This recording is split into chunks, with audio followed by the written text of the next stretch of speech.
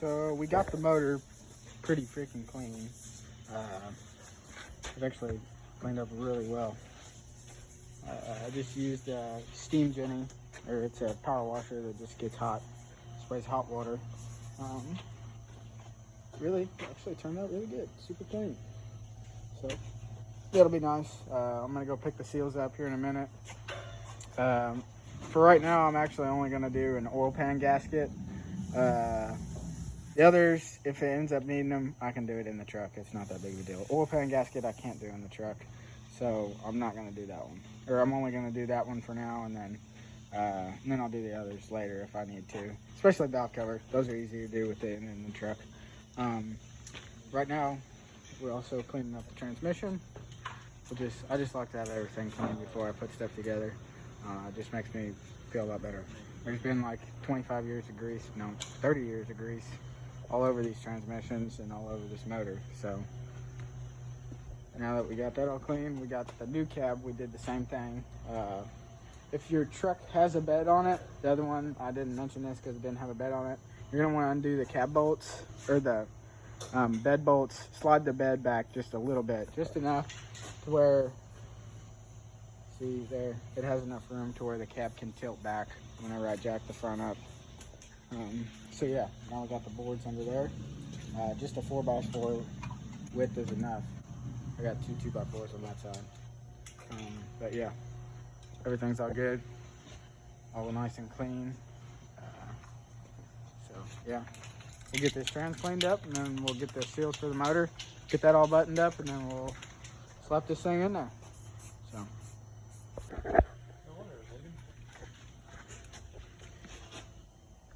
Got the oil pan gasket off, or the oil pan off. After this, it's pretty simple to get the oil pan off. You just take all the bolts out, and then it'll be a little stuck. You just pry it off with a screwdriver. But now you just got to make sure you get all this old gasket off. This old gasket here, you're probably gonna have to scrape some of it with a razor blade. Just make sure you got a really clean surface before you put the new one on. But other than that, it's really simple, especially with it out of the truck. It's pretty straightforward. Just take the bolts out, take the pan off, scrape the old gasket off, and then put the new one on, and then just button it up. It's pretty simple. Yep, I'll show you it after it's done. Alrighty guys, we got the motor in, got it sealed back up with the oil pan. It took a minute to get the rest of the residual gasket off of the bottom of the motor and the other side of the pan. It's just a little time consuming with a razor blade scraping it off. But anyways, basically the same thing as taking it out. It's not really that much different. Basically you just drop it down in there. You just use, this time I just used the factory 5.9 mount or hook on both the back and the front. With the cab jacked up like that, you can just drop it down in there. But yeah, got it all down in there. I went ahead and started wiring stuff up, so I'll go ahead and finish all that up. If you don't remember, I'm just trying to show you where everything went on these 12 valves. Of course, this runs across the top.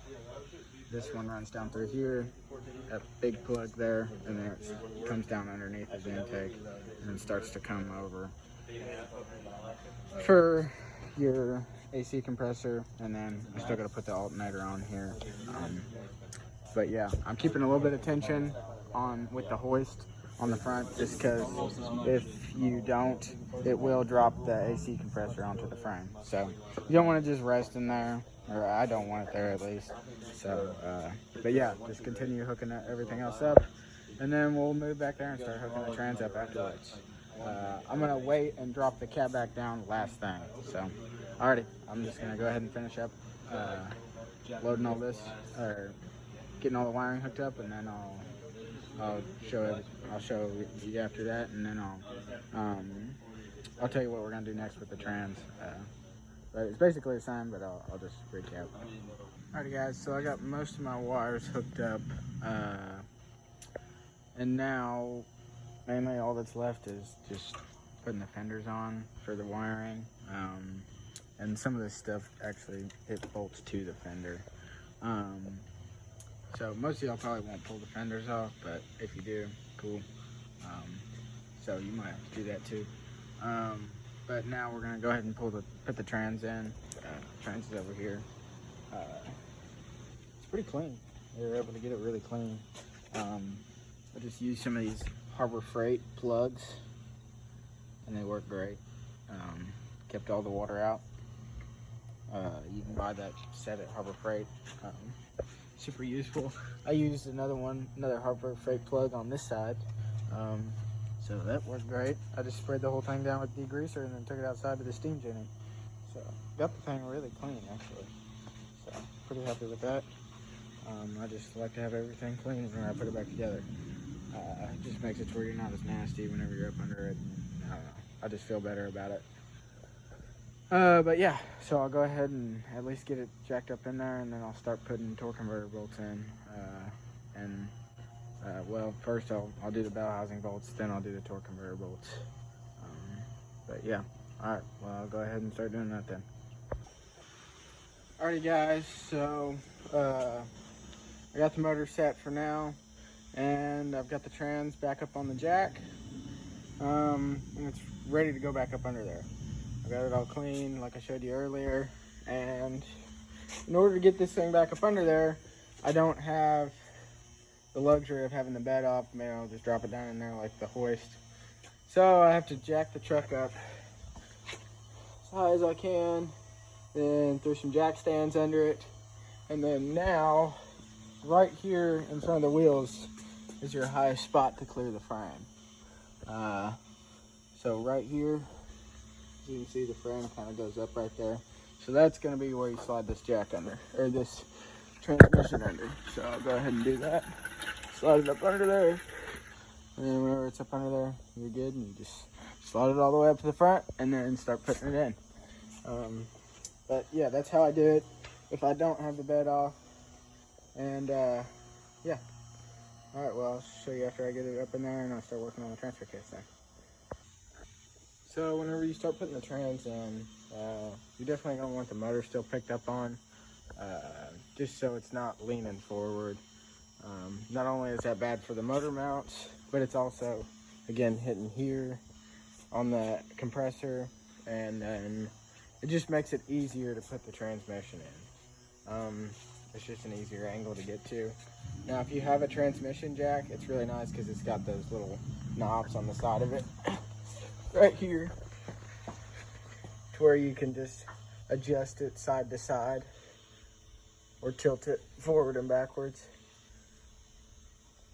So that's really nice if you have a transmission jack. If not, you might have to play with how much you lift up the front. If you don't have a hoist, you can use a ratchet strap. Just run it like from one frame rail to the other frame rail. And then, yeah, you can kind of use that to pick up I've done that before whenever I didn't have a hoist above it. But a hoist definitely helps. But yeah, so we'll go ahead and get this thing put up in here, and then first thing I'll do is get most of the bell housing bolts in. I'll try to get them all in. And then I'll go ahead and move to the torque converter bolts after that. But yeah, alright, I'll go ahead and do that. Alrighty guys, so I got the trans up against the bell housing. I got all the bolts in, they're snug down, but I am about to torque them. I don't know, I like to torque them. They're supposed to go to 35 foot-pounds. That's what the manual says. So yeah, if you still have the cab up, this makes it, still have the cab, you know, blocked up. Makes this super easy. You can get to them basically all from the front or from the bottom. Really easy. But yeah, 35 foot-pounds. So yeah, I'll go ahead and do that. Yep. Alrighty guys, so we got all the bell housing bolts in, got them all torqued. Now it's time to do the torque converter bolts. So we grab our handy dandy barring tool, barred the motor over until we've got our torque converter bolt there, as you can see. And then we'll have to go underneath and take the inspection cover off of the trans, which is right there. If it would focus. Oh goodness, focus already. that plate right there. We'll take that off, and then spin the torque converter to where it lines up with our flex plate. So yeah, I'll go ahead and go down there and take that off, and then I'll spin the torque converter around until I feel it catch on the flex plate whenever I have a bolt in it. So I'll go ahead and do that. I'll show you after I get the plate off. Alrighty, I got the inspection cover off, so as you can see, no bolts in it. We can spin the torque converter. And then there's your inspection hole up there. What you're gonna do is take your hand like this, put a torque converter bolt into the flex plate, and then after you get it into the flex plate, then you're going to, see, there we go, I have it in the flex plate. You're going to spin the torque converter like this. See there, I felt it just hit one of the welded on nuts to the torque converter. And then back just a little bit.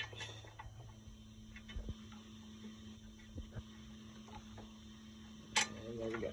It's now dropped in the hole. So now I can just start threading it in by hand. And then after that one's locked in, then you can just use the barring tool for the rest of the way, because the torque converter will spin with the flex plate now.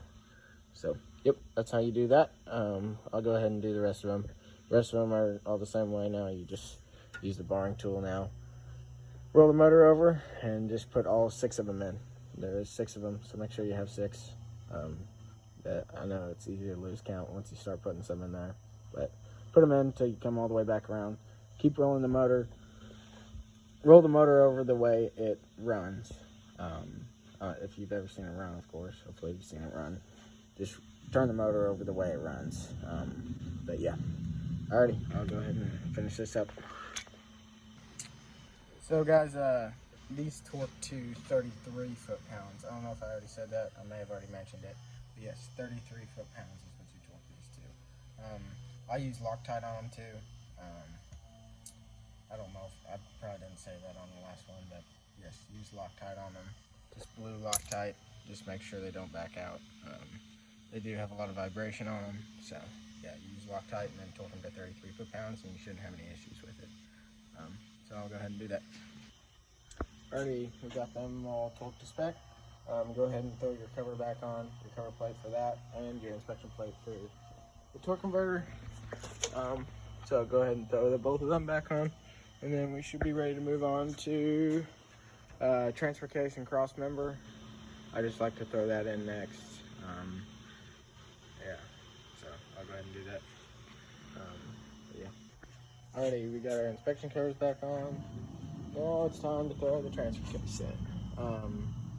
I'm just gonna bench press it like I did last time, the way I took it out. I'm just gonna put it right back in just like that.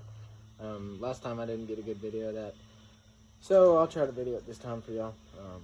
But yeah, so I'll go ahead and do that.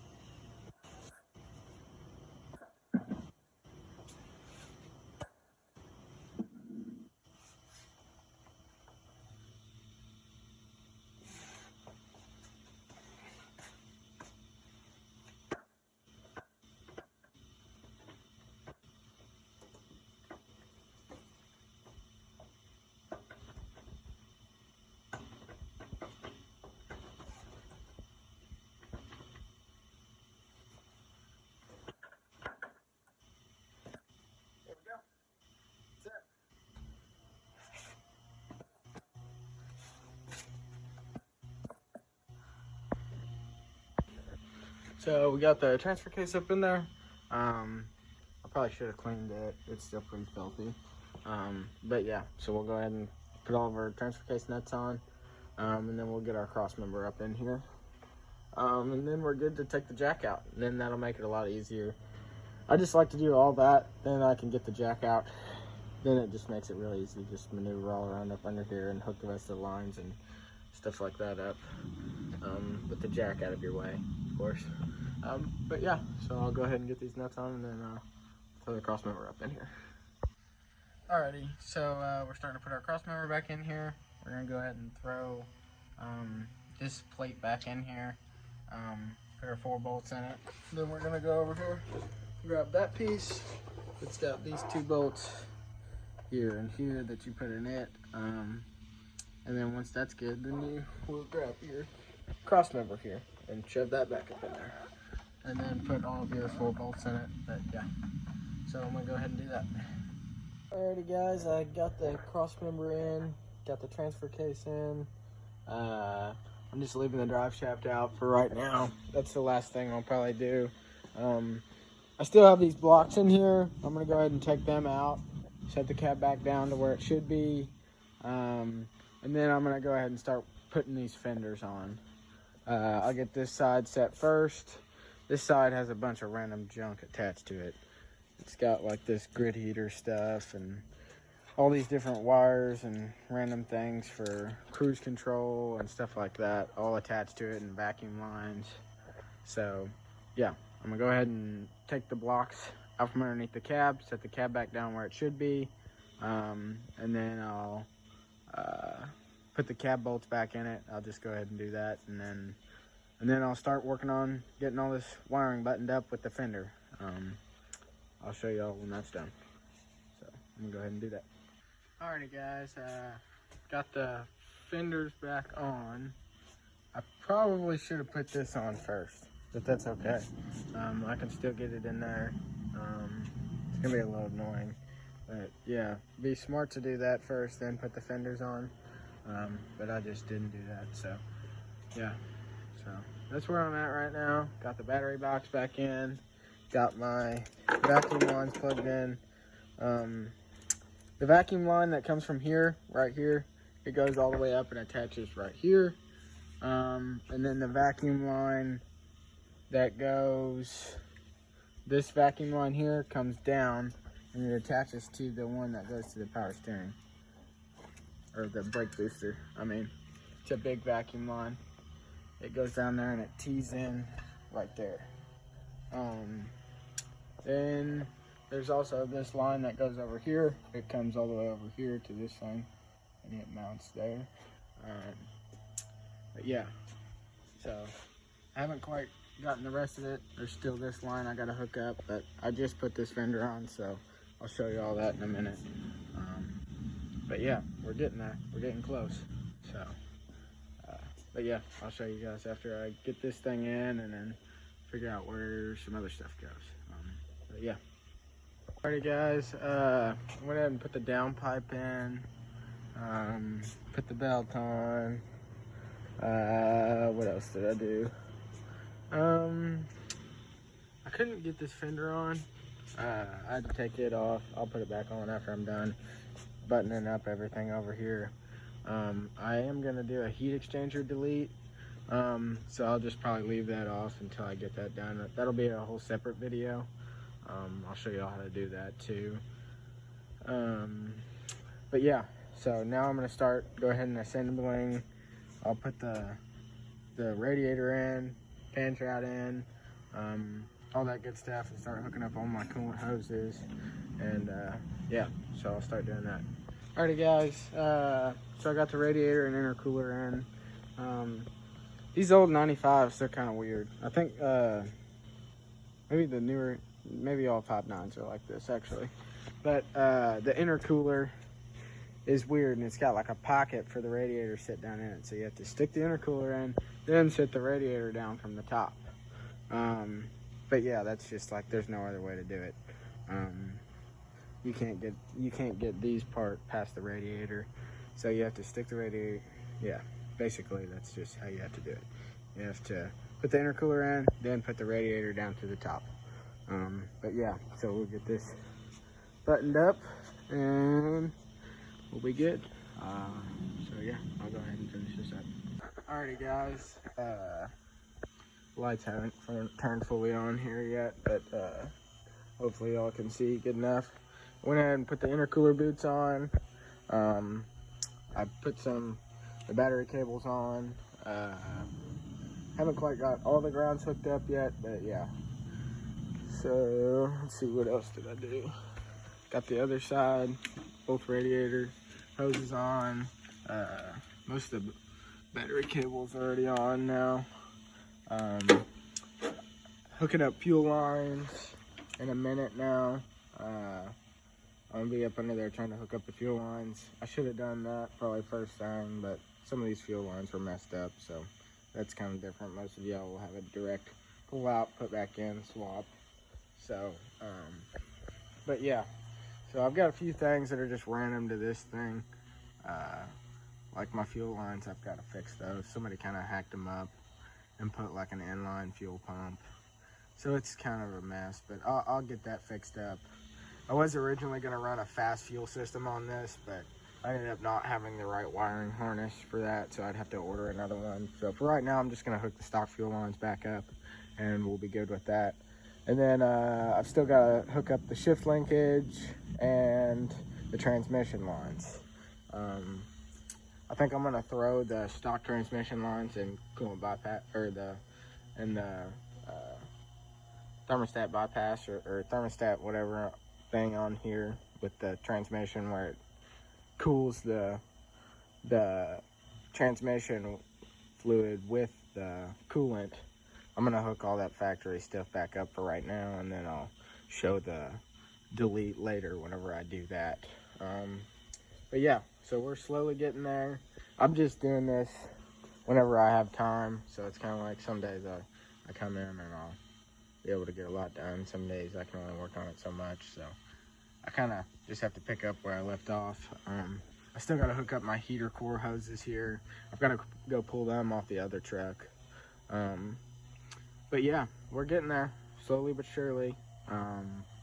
So yeah, I'll go ahead and keep moving. I'm gonna go ahead and go work on those fuel lines next. So whenever I get them done, should be getting close here. So alrighty, I'm gonna go do that. Alrighty guys, it's been a couple days, but got the fender on, put the hood on, and I got everything hooked up, and then I couldn't get the thing to start. I tried priming it, but it kept leaking out of the fuel primer, which is this is the lift pump here. It kept leaking out of here. Of course, you can see that the primer is messed up. So I had to order a new fuel pump. So this is a lift pump. I ordered an Alliant Power off of XDP. They got it to me and really fast. So I saw good reviews on this one, so hopefully this works out good. To get this out, I just pulled the brakes on, or whatever this thing's called, I forget. It's for the brakes. Pulled that off, and then the fuel pump just sat right down there where, oh shoot, it's not, you can't see hardly at all, but it sits right down there.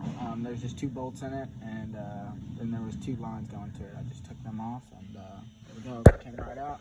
Now I'm gonna put it back on here. The new one comes with, of course, the pump, but it also comes with these 2 seals. One goes in front of this fuel bowl. One goes in front of it, one goes behind it, and then the pump just slides in there like that. And you just put your bolts back in. Then after that, to get the thing started, you're gonna go through, you're gonna crack all of your fuel lines. Then you're gonna pump that primer until you start to see fuel coming out of these.